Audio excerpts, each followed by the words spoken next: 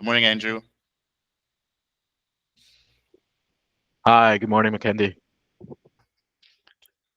How are you? Good. How are you? Good, good. We're just gonna give a couple more minute, like one more minute for everybody to log in, but I think we. Great.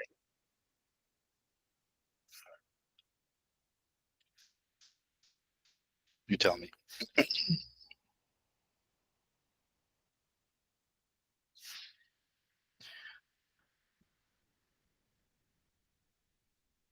Perfect. We're 2 minutes past 11. I think we'll begin to be on time.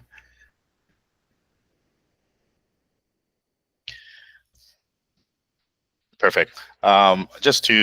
Just before we start, I wanted to let everybody know that this webinar will be recorded and we'll be able to share with everybody who registered via email, and also will be available on At Your Capital YouTube channel. So if you miss any questions or you want to go over the conversation, you'll have the ability to do so. Um, Very important topic today. It's very important too that we wanted to cover unlock real estate private debt. I really believe that with this current market environment, it's a good segment to just have a better insight. Um, Also, the goal of this webinar is really to give a comprehensive understanding on alternative investment, particularly on private debt, and how can investors leverage their financial objective. This morning, we have the privilege to have Andrew Garrett, Chief Investment Officer of Spotlight Development, with us. Andrew is a commercial real estate executive with 20 years of expertise in investment, development, and portfolio management, overseeing 10 billion plus in assets. As a CIO of Spotlight Development, Andrew lead the strategic growth and high value partnerships. Previously, he managed major real estate portfolios for Ontario Teachers Pension Plan, Ontario Pension Board, and play a key role in Cadillac Fairview expansion from 15 billion to 20 billion in AUM. His leadership spanned from residential, office, retail, and hospitality sector, with deep connection across public and private market capital. Beyond real estate, Andrew served on the board of trustees of University of Guelph and the Art of Gallery of Ontario, and was appointed to the Ontario Housing Affordability Task Force. Welcome, Andrew. Thank you, Mackenzie. Thanks for that kind introduction. Great to be here. Really excited to have this conversation with you.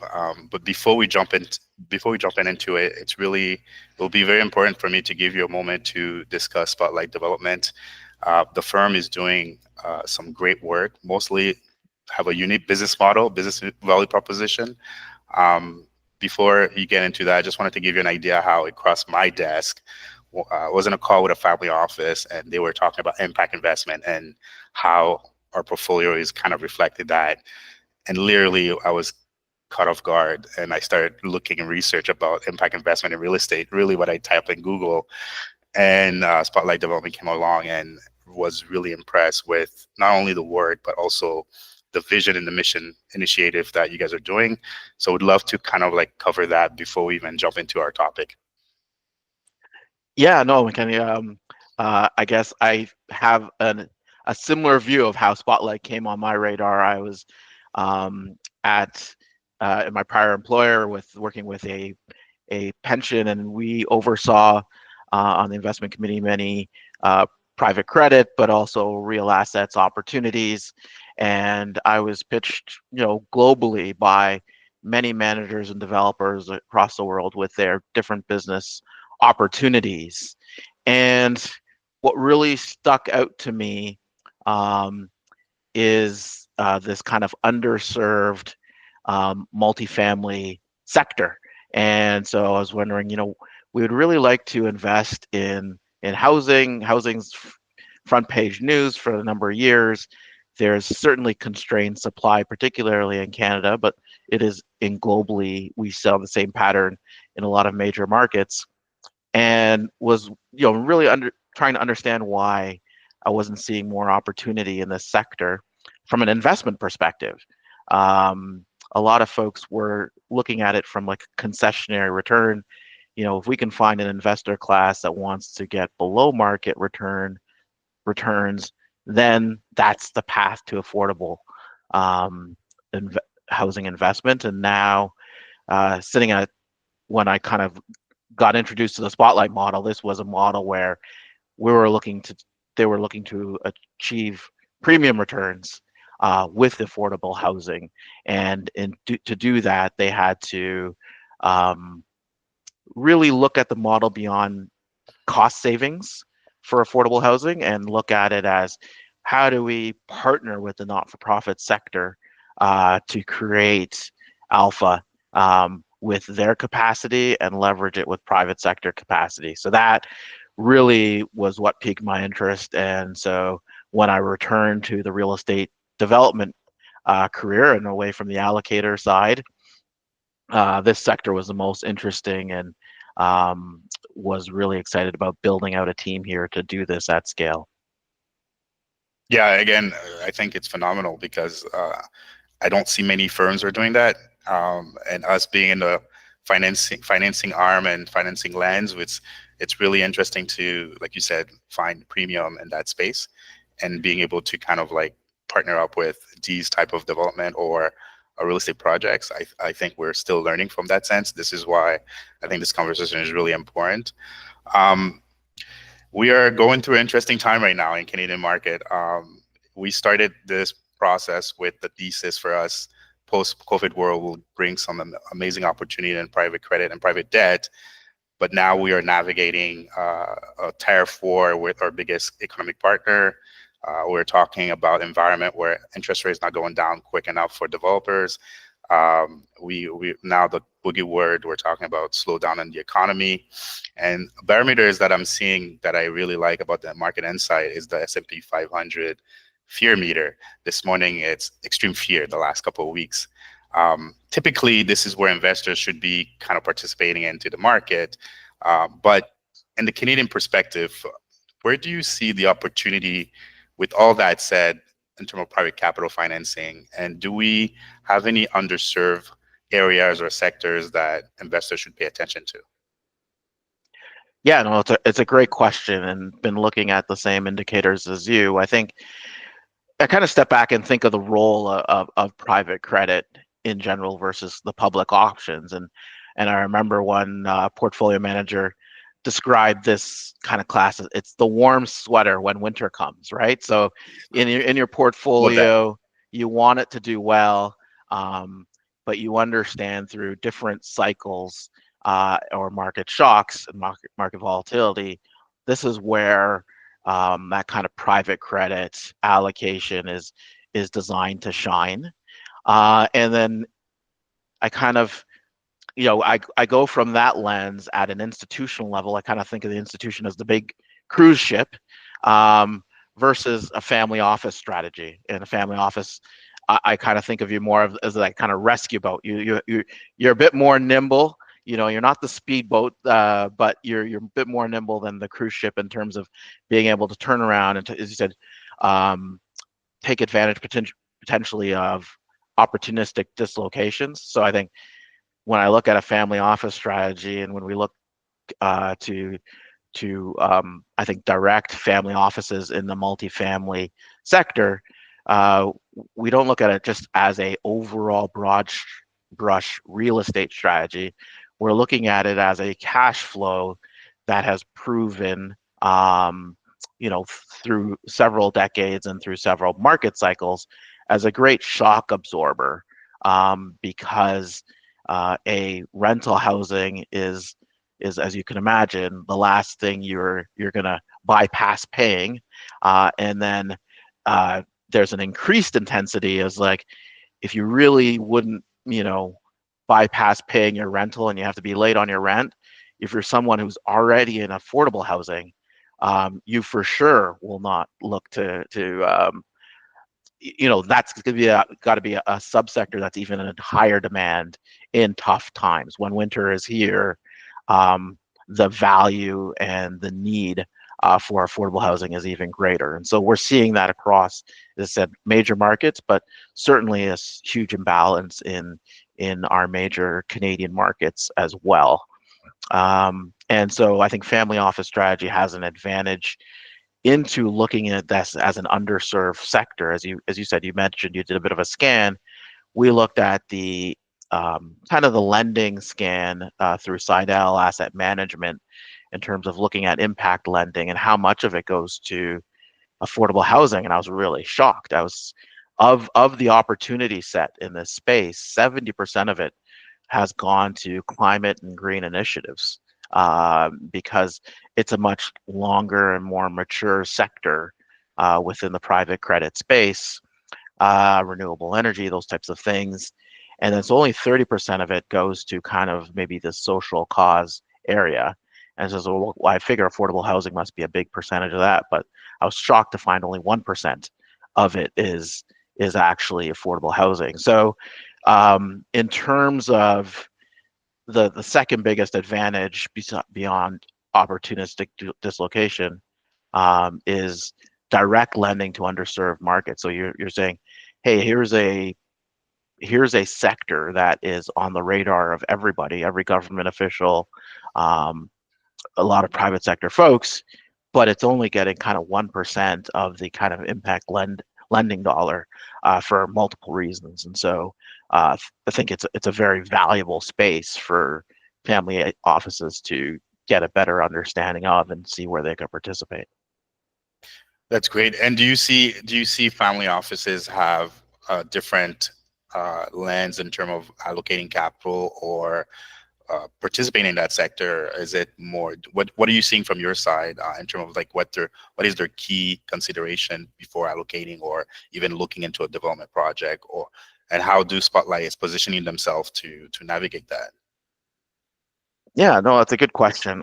I think in general, um, there there is, I would say, the status quo, and I would say the status quo on the credit side sometimes is just looking at investment grade opportunities that fit a particular investment policy that different groups may have, either at the institution or the family office. Um, uh, Opportunities. So sometimes I think the discussion around opportunities is reduced to, is this a double A, a triple A, or is this triple C type of opportunity? And what I'm finding is family offices are starting to kind of move away from that and start, particularly as there's another generation, and kind of thinking of offices where the founders kind of um, have had created a status quo, and then a second generation's kind of coming in and has wants to create good returns, or wants to create sustainability, but also has an impact focus and an impact view that may have not been there in a prior generation. So um, that's why I think this conversation, and I see that coming up a bit more, and I feel that they're well positioned, um, but they don't want to do it at a small scale, and they don't want to do it at a concessionary return. So I feel one of the ways that we're positioning ourselves in our product is that we we are looking to, say, cluster not for profits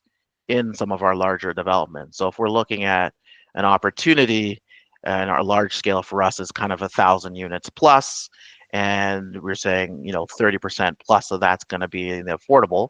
As a backdrop, when we talk about affordable housing, we still diversify the exposure by having attainable and market um, rent opportunities in the same project. And we feel that mixed income is the best way to access affordable housing, as opposed to something that's just 100% affordable housing building. Um, but by having scale, we look to cluster various non-for-profits that have different needs in different areas. And so um, that is one of the ways that we're addressing, I think, the scalability. So if I had a partnership with one not-for-profit, they may be able to say, I really only I have huge waiting list, 1 year, 2 year, 5 year plus waiting lists of people that want affordable housing. And but in terms of staffing and ability, I might only be able to um, help, a dozen, 2 dozen families find affordable housing. And so we say, that's great. We'll help your 2 dozen, but we're going to work with 6 other groups. And so there's additional complexity that we're taking on, As I said, most developers have a challenge working with one not-for-profit. So for us to go with five or six, that's five or six boards, and others. But I think the challenge is so acute that we have no problem becoming the top agenda item for a lot of these not-for-profits. And to be honest, Sherry had been focused on this. Sherry, who's the founder of Spotlight, um, her family's been focused on this area for the last 4+ years, and a lot of these opportunities just by knowing this space better than others. Yeah, I mean that's great. I mean she's doing great work, and yeah, she's quite dynamic on the housing affordability and housing crisis. Um, in general, I know that just in your perspective as a conversation itself, do you consider Toronto, Ontario, like it's always been considered as like a blue chip market?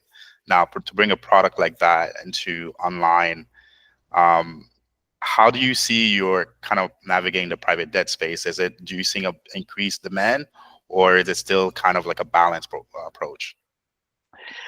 That's a good question. I see in terms of some of the opportunity, particularly like a Toronto or Vancouver, or other large Canadian markets. Um, these markets, as you've known, have had significant condo development in a number of years. And so if I were looking for a dislocation or different type of opportunity, the way I look at it is there a role for private credit in these transition areas in development? I've been in development as I was an allocator, but I was also a developer with Cadillac Fairview for a number of years, where we were doing transit-oriented development around major transportation hubs.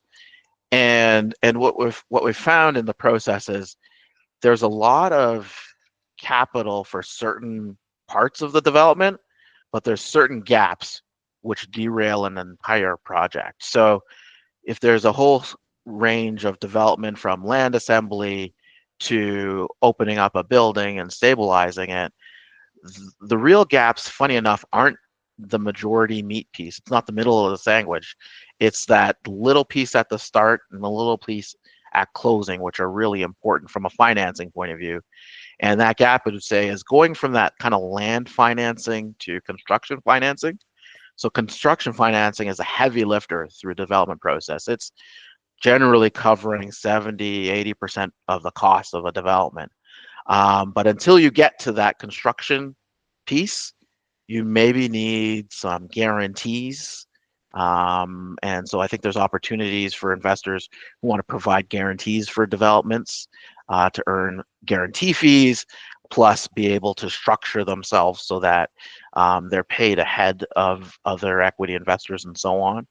And that would help catalyze a lot of these developments that can't get to that construction financing, which is the big workhorse. And then what we're seeing also in the condo change is at the end, um, there was a template for continually buying to investors buying condos as opposed to end users. And so at the end, they either wanted an exit or they wanted to rent, and that was based on evaluation.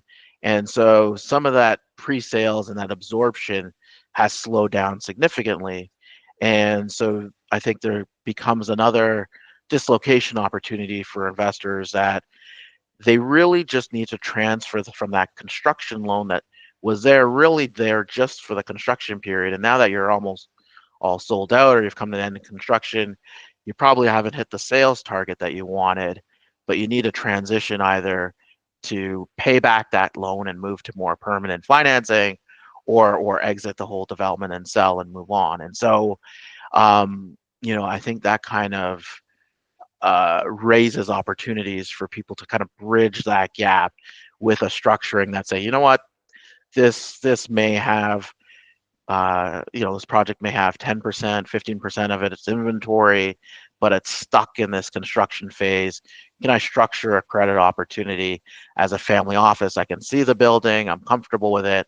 I may have to hold on to some inventory for some time, and kind of a 2-3 year term, and but I can realize a premium for that patience and that illiquidity and help someone transition from that construction loan phase. So I think particularly in that Toronto and GTA area where you have a lot of that inertia at the beginning and that challenge at closing, there's certainly some outsized return opportunities that have enhanced, I would say, um, security, because you can have structure yourself because of that disruption in a very secure place in that capital stack, to help people get through those transition points.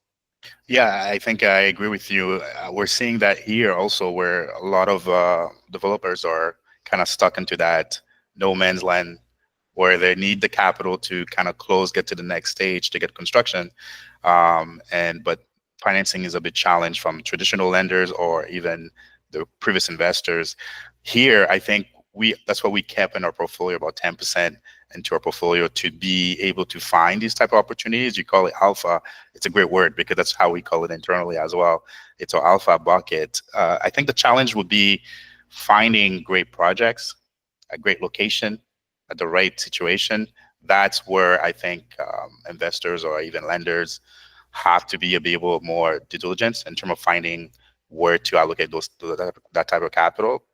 I'm coming from the perspective where I'm not the doom and gloom in the real estate. I'm actually very excited. I had the opportunity last week to listen to Benjamin Tal talk about a very insightful data where he mentioned about 200 to 300 billion dollars that is due to coming to maturity in GICs. And this is post-COVID area where 5% was quite easy to get into a pretty much risk-free rate investment. And now that rates went down, banks are be able to be more, I guess, conservative in terms of the rates. He mentioned that capital is going to be able to transition to new ways in finding yields.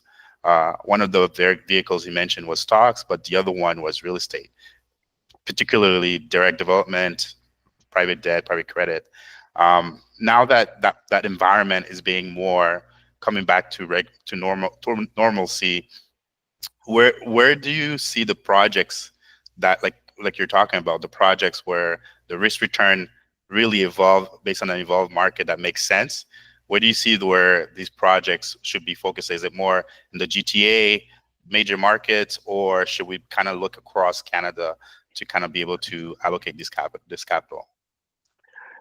Yeah, no, it's a great question, and I think um, I look at it from a geographic and then an asset class type point of view. I think from a geography, as I said during my prior role, just due to scale, I was backed into major markets, right? So I couldn't look at secondary and tertiary markets because it wasn't moving the needle on multi-billion-dollar real estate allocations. And so when there was strong growth or strong alpha opportunities in other markets, and moving the spotlight, frankly, helped me see these a bit more, particularly around the Golden Horseshoe. There were a lot of markets who the information I had on them was quite stale. And so I would say, oh, this is a university market, or this is a car manufacturing market, or what have you. But I think, family offices are a nimble um, opportunity where they can actually get more in-depth understanding of these markets and say, you know what, there's a great demand supply imbalance here, and I really understand the nature of what's being developed here and what's needed. And so as I've visited some of those university towns, and now I've seen them, this is actually a young family town. Like, I'm seeing nothing but daycares, young families, and so on. So my whole perception of the rental opportunity, the family opportunity, and the housing needs is completely different, because um, the employment drivers and the economic drivers of these secondary and tertiary markets is, I think, pretty attractive. And I think it's an opportunity for family offices because um, the capital that they have more, I'd say, patience to better understand these markets. So I think the geographic expansion and the geographic opportunity is pretty significant. uh, in this current market environment. Um, from an asset class point of view, I think we've been really uh, handcuffed to kind of a high-rise glass tower, single point tower design, and development within the real estate industry, and that is really based, particularly in Toronto, just because of that's the only thing that pencils out with these high land values. And I think as we see a softening or stabilizing in land values, and you don't have that huge land value to overcome in these secondary and tertiary markets throughout the Golden Horseshoe. Let's say Golden Horseshoe. I'm saying even north, in Ottawa, we're seeing opportunities.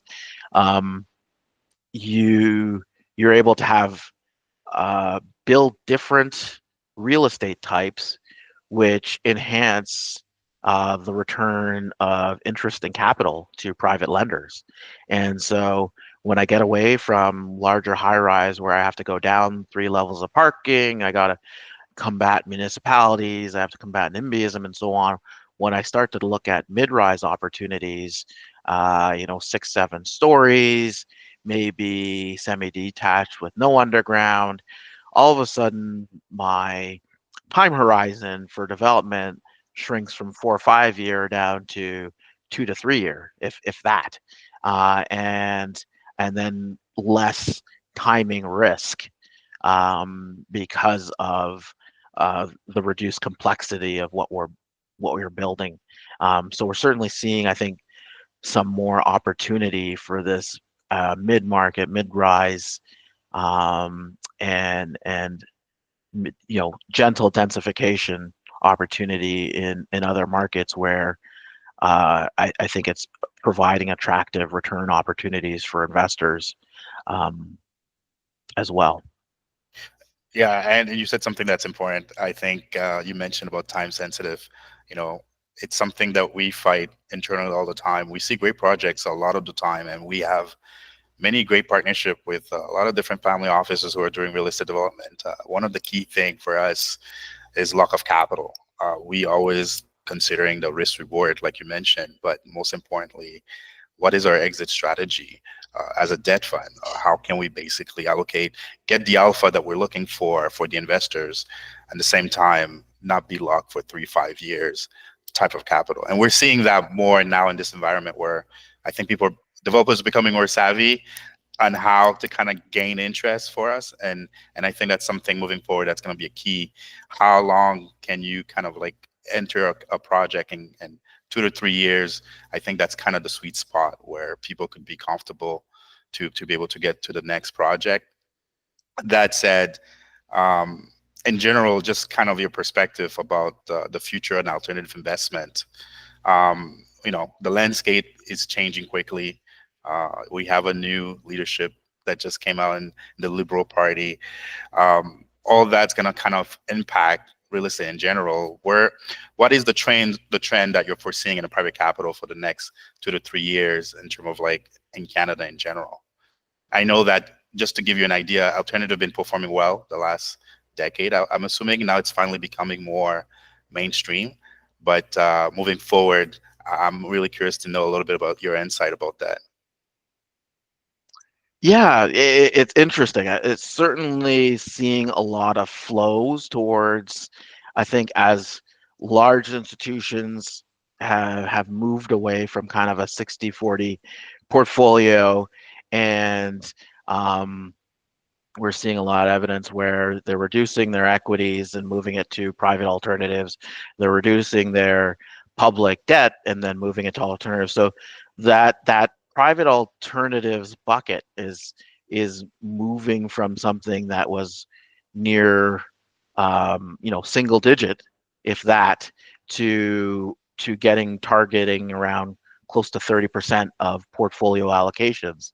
And so as you have that scale of capital at at an institutional level move towards private alternatives, that trickles down, and I think at a family office level as well. Um, that need for more platforms to scale and have emerging opportunities at scale in this alternatives bucket. I kind of still smile when I think of affordable housing and real estate as alternatives. I had visited the ROM Museum with my kids, and they had ancient um, Egyptian scrolls. And one of the things that shocked me is in the scrolls, if you translated them, they had like real estate leases and land leases in these documents. So to kind of refer to this segment as new and emerging is kind of funny when it's been around for centuries. But I think in terms of that's just the classification and nomenclature used by the investment industry this year. So I think you kind of get the best of both worlds. You get a centuries old established asset class, but capital flows are coming to it as if it's an emerging asset class in some ways. And so and I think it's coming in a very thoughtful way.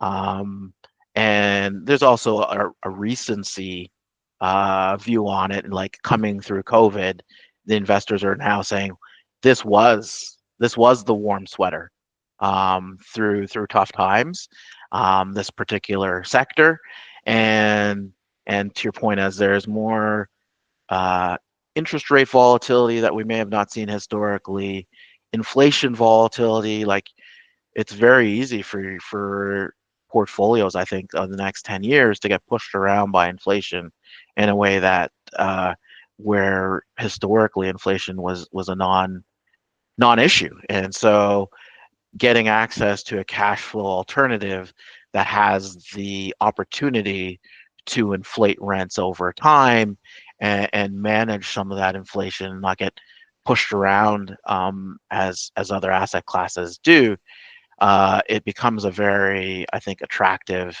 sector long term for stability and that inflation protection. And then back to home-based bias, I think many large plans have been very focused on geographic diversification outside of Canada. And so as you introduce more volatility in that trade going global and outside of Canada, um, you start to look at it in your internal, like I can start to mitigate a lot of risk by looking at my home market that I know in my own currency and kind of delete a lot of noise and volatility that I don't want in my portfolio.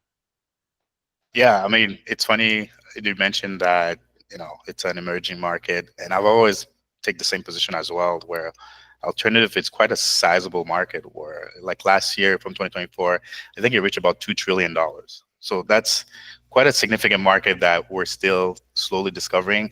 Even from the investor side, when we talk to family offices or even investors in general, you'll be very surprised how private debt and private credit still, I mean, in Canada generally, I think in the US it's quite more popular as a portfolio diversification, but in Canada in general, either they like to go direct and go directly into a project where they can control the forecast and the timing, but being part of that private credit space, I still think for me personally, I'm still getting a lot of pushback and kind of understanding and educating on like the passive income aspect and the income generation and the inflation protection, which you mentioned. I think those are the things that we're facing, and we're still quite surprised internally how significant family offices are still kind of discovering that as a portfolio uh, asset, I would say, to participate in. Yeah, no, the opportunity is really huge here. I started a bit in the hotel um, industry in terms of early in my career, and I kind of compare the development in the U.S. versus Canada, similar to what I see in the terms of difference of hotel brands. So like when I was looking to diversify our multifamily residential portfolio, my prior employer, we were investing billions of dollars in US multifamily, and my options were as broad and diverse as there are hotel brands when visiting a major city. I had everything from luxury, Four Seasons and Ritz Carlton opportunities to the Best Western and the Motel 6 when it came to residential rental opportunities. And then again, high rise to mid rise to um, even individual single family rental was a pretty established and developed market in the US. And a lot of our GP and partners did quite well in a lot of those sectors. And then I'd come to Canada, and the rental product was essentially non-existent. It had been from either the 70s or 80s, and you had decades of either underinvestment, no investment, and the types of opportunities of high-end student rental or budget rental or other types of opportunities were just really furnished and unfurnished, really, really non-existent. So I feel there is a wide landscape of opportunities to develop the residential rental sector in Canada, which has very few brands right now. For sure. Completely agree. And, being in the US for a while as well, I kind of saw the diverse and dynamicism about how they view real estate. But I think it's slowly coming here now that we are forced to kind of be able to be more creative. We're seeing it. We're being, even here, we're getting opportunities from different way of structuring the capital stack that was quite unique before. Now I think there's more creativity for family offices, but in the time sensitive aspect as well. Um, I would be very interesting. We're talking about alternative investment and private credit. I would like to dig into how do you view the risk factor? Like I know it's a bit different than compared to traditional investment, and what's the concern an investor or a family office would coming in into that space? How would they assess that in terms of risk return reward? Yeah, that's a whole session on its own, Mackenzie, for sure. Um, I think at first, like we kind of look at different spectrums. Uh, eh, there's obviously existing rental, and like if I were to put crudely, existing rental and new development, right? And so the new development bucket is always seen as substantially more risk to mitigate through the piece. But I feel existing rental, there's probably an under appreciation of the risk involved in historic portfolios, and I think certainly portfolios around obsolescence, and there's a lot of, I would say, existing rental market where, as a portfolio manager, the risk I would like to look at and really understand in my portfolios. I think a lot of folks focus on, what is my capital expenditure? That's the biggest risk in existing portfolio, their biggest spend. How much, am I going to be replacing roofs, parking, facades, all those types of big ticket items in the next kind of 10 to 20 years? And as a debt holder, what is my exposure to that? Because when people are generally refinancing and increasing their debt exposure, a lot of it is to cover these types of capital expenditure uh, expenses that kind of come up. And so I think there's an underappreciation of what real capital expenditure may be needed, because a lot of it is kind of based on what a consultant told you and they looked at the roof and that. But really, if you really stand back and it's like, if someone built a new building beside my rental property, would my 95% or 98% occupancy be what it is? And I think particularly in Canadian markets, you've been able to glide along in this 98% occupancy region and not do a lot with your building. But as new product comes along, you'll start to realize how obsolete your product is and how hard it is to actually catch up. And so I think as a risk mitigation, I got to start thinking of what's the new norm of occupancy for my product if it's not up to date. In the new build sector, I think the common concerns from portfolio management risk is always on time and on budget, right? So, what is my real exposure to cost overruns, and what is my exposure to timing risks? And so, I feel a lot of that for family office can really come down to structuring.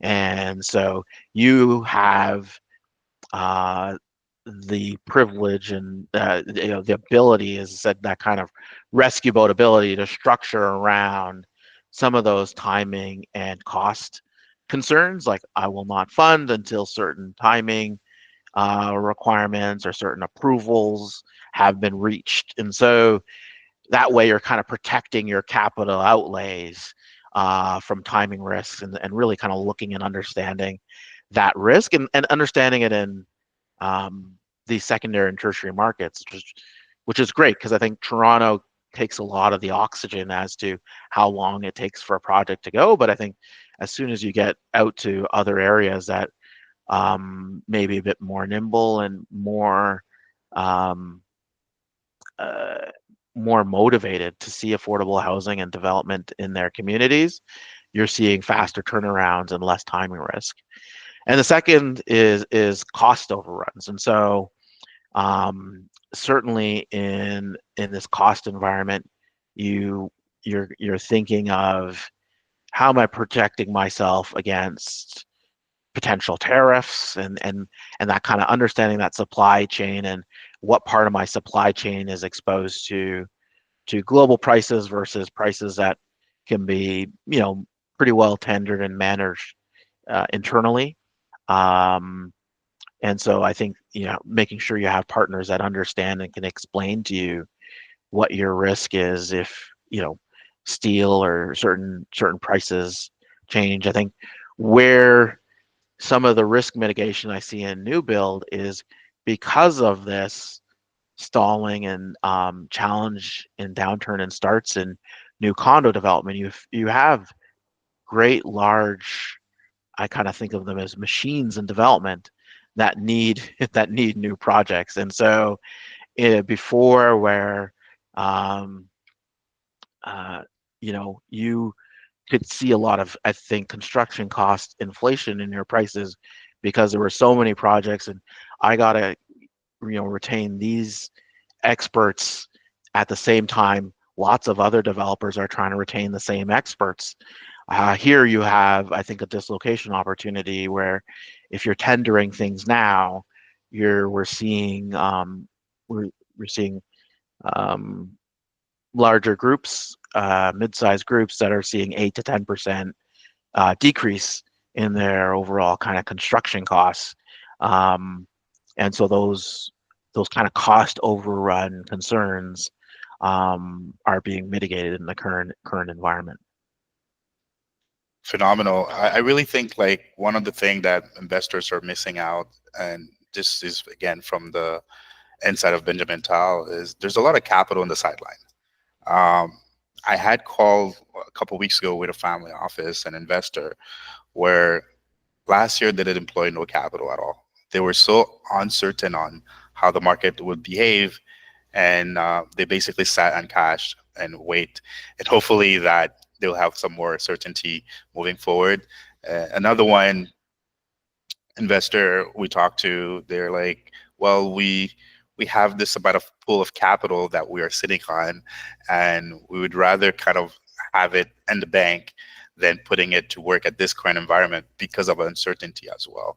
Um, my question would be, for those type of investors, for those type of allocators, how can you bring some certainty to them into the private market? And in general, based on what we're going through in this current environment, what would you tell them in terms of a professional outside, and for them to stop being in the sideline and kind of participate into these great projects?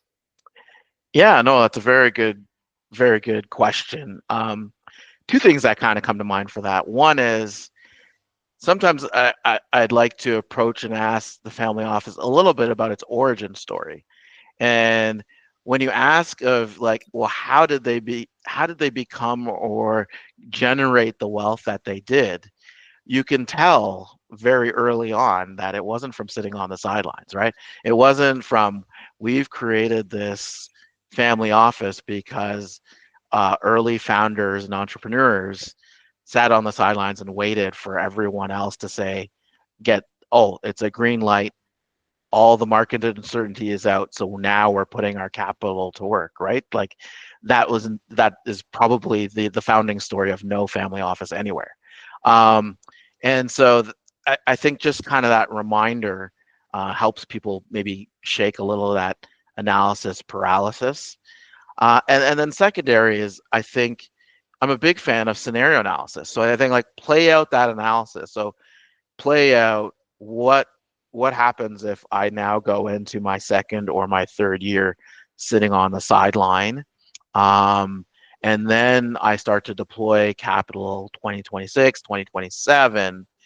And so what are my best predictors of what that 2026, 2027 environment, or even if you don't lock on a particular year, lock on a particular environment. Like I'm locking in on an environment where I have more interest rates certainty, I have more inflation certainty, and my real estate development portfolio or my lending to this asset class, the financial underwriting is more clear and more certain. So it doesn't become more clear and more certain for 5 or 10 developers. It becomes more clear and more certain for 5,000 developers at the same time. So now everyone's on the phone with their contractor, their architect, and you've got this green light. Now, what does that do in terms of going back to what are my biggest development risks to manage?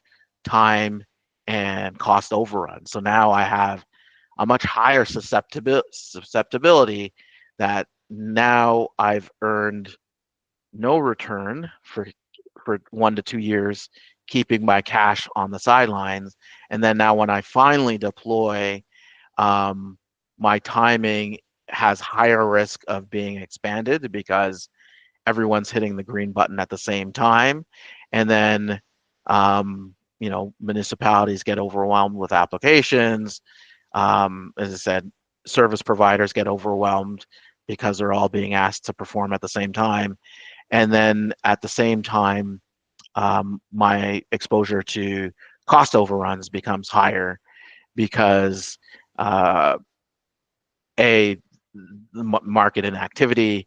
I'm now one of 500 projects instead of one of 50 projects, and so um, that's my evaluation of the risk. That's the risk environment I'm moving into for having sat on the sideline for a couple of years. Yeah, I think Warren Buffett's mentioned when everybody's fear, this is when you kind of like jump into it. When everybody greedy, kind of take our approach. I mean, every time, every finance book you read, they kind of tell you this is when you want to participate, but in reality, completely different. There's that human component I'm seeing that we Yeah. have to kind of educate them. And I'd say specifically, just to add a little thing on the affordability side, is the incentives, right? So governments don't have that large a window to provide incentives to create affordability. Right now, their feet is being held to the fire. So, recently we were shortlisted for an incentive in the city of Mississauga for to create more affordable housing. And so I see that window now. It's like the next 12 to 18 months is going to be that window, but it's not going to be, and that buys down again your build costs. I don't see that staying over in a medium term or a long term fashion. Those opportunities will dry up at exactly the point when the environment is more certain and they can point to, oh, there's more construction starts or there's more mitigation of this demand supply imbalance. We're now pulling back those subsidies and grants and opportunities. At a macro level, don't want to keep you too long, but at a macro level, would like to know what's the message for real estate for developers, and what's the message for financiers, private credit? What's the message that you could give them as a positive outlook for the real estate strategy and the portfolio?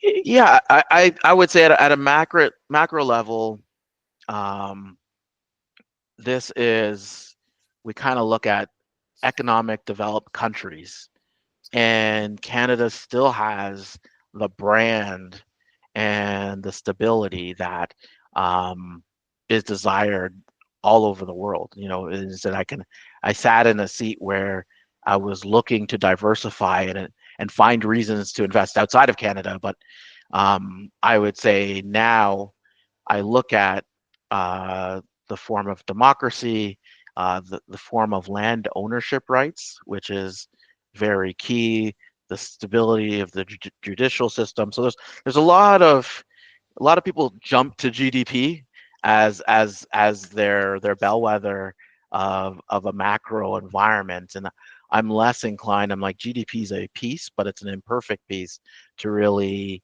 uh, to to really bank off of. I got to look at I'm creating real assets, tangible assets. What does that mean for me in terms of security of return and risk profile? What is the demographic environment? And I'm looking at a demographic environment where we have an aging population, we have a high newcomer population, and there's a lot of supply that doesn't match the demand. There is I'm in the sandwich generation where I have elderly parents, and I got to figure out their housing um, situation that doesn't fit them, and then I have younger generation coming up, and I want to make sure that they have housing that meets their needs as they transition from student to starting families and so on. And I look at across the macro environment, and it said what's been built the last 10 years does not fit either. It's not a good fit for other because what's been built for the last 10 years has been really focused on the investor. And the investor doesn't need to live there. And so I think we have a lot of runway in this country at a macro level to build what is appropriate and meets several types of needs and diversifies across the housing needs spectrum. Yeah, I think first of all, I completely agree. My level of excitement is similar to yours. I think the sector itself is very exciting. For people to understand, the Canadian brand is still strong in terms of how to allocate and invest. And I think that even talking to allocators and family offices and down south, for them to understand that when they're investing in Canada or they're participating in credit in Canada, there's a lot of stability. There's a lot of stability, but there's still a lot of untapped opportunity. And I think it's going to be the whole community itself have to participate to kind of put that forward, especially what you guys are doing at Spotlight because of the whole impact and risk reward. That's quite unique. I want to take the moment to say thank you for taking the time to kind of give us an insight about that sector and the market in general. And I know that I had some time for some questions for Q&A, but you guys could email us for the questions or email me directly. We'll be able to kind of follow up any question that we need Andrew to follow up. I'll forward it to him. But Andrew, I want to take time. Thank you for taking the time to give us AppGear. We're very excited on just the relationship itself, but looking out and what the project you guys are working on, we would definitely have further conversation on how we could participate at some point. Great, Mackenzie. Thank you for having me, and appreciate everyone's spending time to talk about this really important sector. Thank you. Have a good day. Thank you, everybody. Thank you.